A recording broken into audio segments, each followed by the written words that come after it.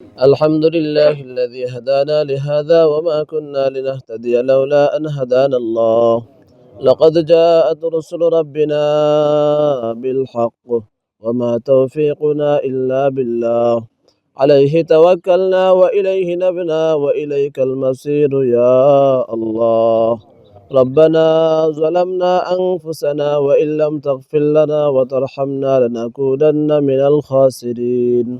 1983 চনৰ আজিৰ দিনটোত নেলিত এক গণহত্যা হৈছিলে, যিটো ভাৰতৰ ইতিহাসত অত্যন্ত কলা দিন বুলি ক'ব লাগিব। সেই হত্যা কণ কণ ল'ৰা ছোৱালীবোৰক টানি দুফাল কৰি ছিঙি হত্যা কৰা হৈছিলে। মহিলাসকল, গৰ্ভৱতী মহিলাসকলক গুৰিয়াই গুৰিয়াই হত্যা কৰা হৈছিলে।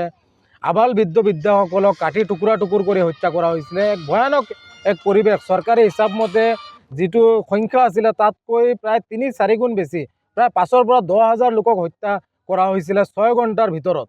সেই নেলি এলেকাত তেজেৰে ৰাঙলী হৈ পৰিছিলে। সেই লোকসকলে আজিৰ দিন পৰ্যন্ত ন্যায় পোৱা নাই। তদানীন্তন চৰকাৰে তিৱাৰী আয়োগ গঠন কৰি দিছিলে, কিন্তু তিৱাৰী আয়োগৰ প্ৰতিবেদনো আজি অত বছৰ হোৱাৰ পিছতো প্ৰতিবেদন ৰাজহুৱা নহ'ল। অৰ্থাৎ এটা কথা প্ৰমাণ হয় যে তিৱাৰী আয়োগৰ প্ৰতিবেদন ৰাজহুৱা হোৱাৰ লগে লগে বহু দুষ্কৃতিকাৰীৰ নাম পোহৰলৈ আহিব, যাৰ বাবে তিৱাৰী আয়োগৰ প্ৰতিবেদন ৰাজহুৱা হোৱা নাই আৰু নিৰীহ লোকসকল আজিৰ দিন পৰ্যন্ত ন্যায়ৰ পৰা বঞ্চিত হৈছে। গতিকে আমি আমচুৰ উদ্যোগত প্ৰতি বছৰে 18 ফেব্ৰুৱাৰীৰ দিনটো কলা দিৱস হিচাপে পালন কৰোঁ আৰু দোৱা মেহফিলৰ আয়োজন কৰোঁ। সেই একেধৰণে আজিও আমচুৰ উদ্যোগত অসমৰ প্ৰতিখন জিলা সমিতিৰ লগতে আমি হোজাই জিলা আমচুৱে চাংমাজিত দোৱা মেহফিল আৰু প্ৰতিবাদী সভাৰ আয়োজন কৰিছোঁ। আমি স্পষ্টভাৱে দাবী কৰিছোঁ যে সেই দুষ্কৃতিকাৰীসকলৰ নাম ৰাজহুৱা হ'ব লাগে, অন্যায়ৰ বলি হোৱা লোকসকলে ন্যায় পাব লাগে, এককালীন আৰ্থিক সাহায্যৰ ব্যৱস্থা কৰিব লাগে আৰু এই লোকসকলক, এই হত্যাৰ বলি হোৱা লোকসকলক শ্বহীদ ঘোষণা কৰিব লাগে আৰু হত্যাকাৰীসকলক চিনাক্ত কৰিব লাগে, শাস্তিমূলক ব্যৱস্থা কৰিব লাগে। এই দাবীৰে আমি প্ৰতিবাদী সভা আয়োজন কৰিছোঁ আৰু আমাৰ দাবীসমূহ যদি নামানে আগন্তুক দিনত ইয়াতকৈ ভয়ানকভাৱে প্ৰতিবাদী কাৰ্যসূচী আমি কৰি যাম, কলা দিৱস পালন কৰি যাম। গতিকে স্পষ্টভাৱে দাবী জনাইছোঁ যে এই দুষ্কৃতিকাৰীক চিনাক্ত কৰিব লাগে, নিৰীহ লোকসকল, হত্যাৰ বলি হোৱা লোকসকলে ন্যায় পাব লাগে। তাৰেই কামনা কৰি আজি আমি এই প্ৰতিবাদী সভা আৰু কলা দিৱস পালন কৰিছোঁ। আলহামদুলিল্লাহ الذي هدانا لهذا وما كنا لنهتدي لولا أن هدانا الله. لقد جاءت رسل ربنا بالحق وما توفيقنا إلا بالله. عليه توكلنا وإليه نبنا وإليك المصير يا الله.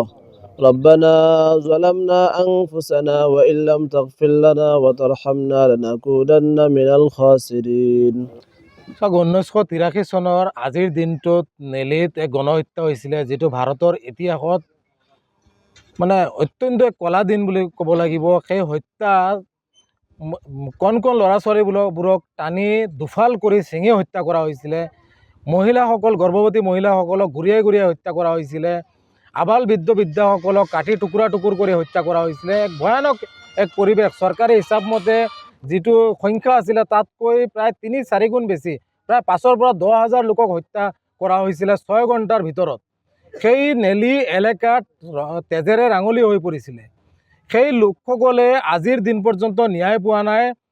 তদানীন্তন চৰকাৰে তিৱাৰী আয়োগ গঠন কৰি দিছিলে, কিন্তু তিৱাৰী আয়োগৰ প্ৰতিবেদনো আজি অত বছৰ হোৱাৰ পিছতো প্ৰতিবেদন ৰাজহুৱা নহ'ল। অৰ্থাৎ এটা কথা প্ৰমাণ হয় যে তিৱাৰী আয়োগৰ প্ৰতিবেদন ৰাজহুৱা হোৱাৰ লগে লগে বহু দুষ্কৃতিকাৰীৰ নাম পোহৰলৈ আহিব, যাৰ বাবে তিৱাৰী আয়োগৰ প্ৰতিবেদন ৰাজহুৱা হোৱা নাই আৰু নিৰীহ লোকসকল আজিৰ দিন পৰ্যন্ত ন্যায়ৰ পৰা বঞ্চিত হৈছে। গতিকে আমি আমচুৰ উদ্যোগত প্ৰতি বছৰে 18 ফেব্ৰুৱাৰীৰ দিনটো কলা দিৱস হিচাপে পালন কৰোঁ আৰু দোৱা মেহফিলৰ আয়োজন কৰোঁ। সেই একেধৰণে আজিও আমচুৰ উদ্যোগত অসমৰ প্ৰতিখন জিলা সমিতিৰ লগতে আমি হোজাই জিলা আমচুৱে চাংমাজিত দোৱা মেহফিল আৰু প্ৰতিবাদী সভাৰ আয়োজন কৰিছোঁ। আমি স্পষ্টভাৱে দাবী কৰিছোঁ যে সেই দুষ্কৃতিকাৰীসকলৰ নাম ৰাজহুৱা হ'ব লাগে, অন্যায়ৰ বলি হোৱা লোকসকলে ন্যায় পাব লাগে, এককালীন আৰ্থিক সাহায্যৰ ব্যৱস্থা কৰিব লাগে আৰু এই লোকসকলক, এই হত্যাৰ বলি হোৱা লোকসকলক শ্বহীদ ঘোষণা কৰিব লাগে আৰু হত্যাকাৰীসকলক চিনাক্ত কৰিব লাগে, শাস্তিমূলক ব্যৱস্থা কৰিব লাগে। এই দাবীৰে আমি প্ৰতিবাদী সভা আয়োজন কৰিছোঁ আৰু আমাৰ দাবীসমূহ যদি নামানে আগন্তুক দিনত ইয়াতকৈ ভয়ানকভাৱে প্ৰতিবাদী কাৰ্যসূচী আমি কৰি যাম, কলা দিৱস পালন কৰি যাম। গতিকে স্পষ্টভাৱে দাবী জনাইছোঁ যে এই দুষ্কৃতিকাৰীক চিনাক্ত কৰিব লাগে, নিৰীহ লোকসকল, হত্যাৰ বলি হোৱা লোকসকলে ন্যায় পাব লাগে তাৰে কামনা কৰি আজি আমি এই প্ৰতিবাদী সভা আৰু কলা দিৱস পালন কৰিছোঁ।